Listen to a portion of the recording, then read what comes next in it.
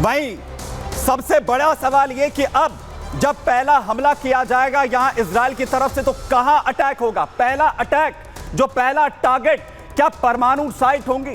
वो परमाणु संयंत्र होंगे जिसे लेकर अमेरिका की तरफ से बाइडेन कह रहे हैं कि सतर्कता बरतिए, इजराइल सतर्कता बरते, और ट्रंप कह रहे हैं कि उड़ा दीजिए। और वहीं क्या पहला ये अटैक तेल भंडार पर होगा, जिसे लेकर अमेरिका ने कहा कि तेल भंडार पर सतर्कता बरतिए, बाइडेन कह रहे हैं कि नहीं वहां अटैक मत करिएगा। और ट्रंप क्या कह रहे हैं?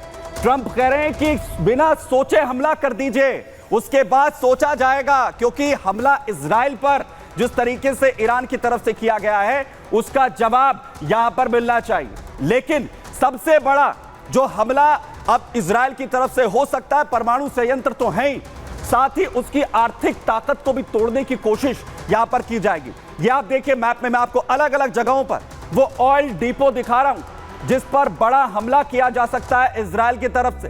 इन पर टारगेट किया जा सकता है ईरान के इन ऑयल डिपो पर, चाहे अराज फ्री जोन की बात कीजिए, चाहे तबरीज की बात आप यहां पर कीजिए, अबादान की बात कीजिए, अराक की बात कीजिए, पारस की बात कीजिए, या तेहरान की, इस्फहान की बात कीजिए, लवान की, बंदार अब्बास और केरमान। ये वो तमाम ऑयल डिपो हैं जिन्हें निशाना बनाने के लिए इजराइल की तरफ से बड़ा हमला यहां पर जो है वो किया जा सकता है, बड़े हमले को अंजाम यहां पर दिया जा सकता है। लेकिन एक तरफ जहां बड़ा हमला एक तरफ इजराइल प्लान कर रहा है, वहीं दूसरी तरफ जहां सैफुद्दीन को ढेर किया गया था, नया चीफ बनाया गया था हिजबुल्लाह को, नसरल्लाह के बाद जिम्मेदारी मिली थी और 7 दिन के अंदर इसी बंकर में उसे ढेर कर दिया गया, चेतावनियों के बावजूद भी।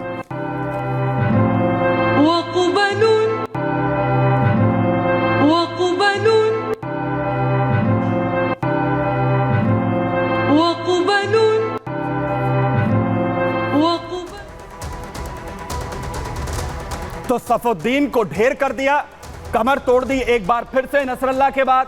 नया चीफ सामने आ गया है, अब हिजबुल्लाह की जिम्मेदारी अब नए चीफ इब्राहिम को दी जा रही। नसरल्लाह के बाद, सैफुद्दीन के बाद अब इब्राहिम क्या बारी आने वाली? क्या अब नसरल्लाह के बाद, सैफुद्दीन के बाद इब्राहिम का भी वही हाल इजराइल की तरफ से यहां पर किया जाएगा? क्योंकि सिर्फ 7 दिन तक ही इससे पहले सैफुद्दीन जिम्मेदारी संभाल पाया था, उसके बाद इजराइल ने कैसे उसे उसके घर में घुसकर ढेर कर दिया, और अब इब्राहिम को जिम्मेदारी यहां पर दी जा रही है। लेकिन मैं सबसे पहले आपको मिलवाता हूं कि आखिर इब्राहिम कौन है जिसे जिम्मेदारी यहां पर दी जा रही है। इब्राहिम अमीन अल सैयद, यह है वो नया चीफ जिसे जिम्मेदारी इस बार हिजबुल्लाह की तरफ से दी गई है। इसे कहा जा रहा है कि बदला नसरल्लाह की मौत का, सैफुद्दीन की मौत का लेना है। इब्राहिम को भी यह बताया गया है कि इसके पास बड़ा चैलेंज है इजराइल को हराने का। ईरान यहां पर साथ इस वक्त खड़ा हुआ है, लेकिन आखिर कौन है इब्राहिम अमीन? मैं वो भी आपको यहां पर बताता हूं। दरअसल इब्राहिम अमीन अल हिजबुल्लाह का ये नया चीफ, नई जिम्मेदारी मिली। 1960 में लेबनान के बालबैक में इसका जन्म हुआ है।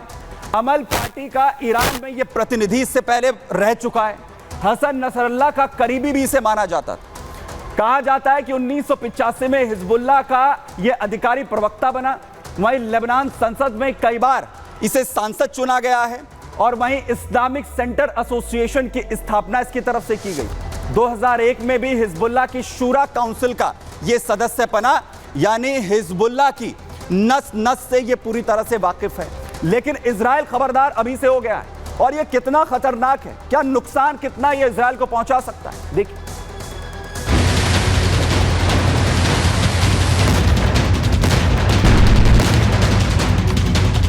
32 साल से हिजबुल्लाह की कमान संभाल रहे नसरल्लाह को इजराइल ने बेरूत के दाहिये शहर के अंदर उसके हेडक्वार्टर में एयर स्ट्राइक का ढेर कर दिया था।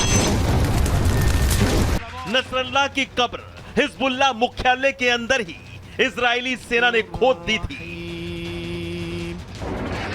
नसरल्लाह की मौत के बाद उसके चचेरे भाई हाशिम सफीद्दीन को हिजबुल्लाह की कमान संभाली गई थी। लेकिन अभी लेबनान समेत ईरान नसरल्लाह की मौत का शोक मना ही रहे थे कि नसरल्लाह के बाद हाशिम सफीद्दीन का भी सफाया इजरायली एयरफोर्स ने बम बरसाकर कर दिया। हाशिम सफीदीन को महज 7 दिन ही हिजबुल्लाह का चीफ बनना नसीब हुआ। सफीदीन भी इजरायली मिसाइल के टारगेट पर आ गया था।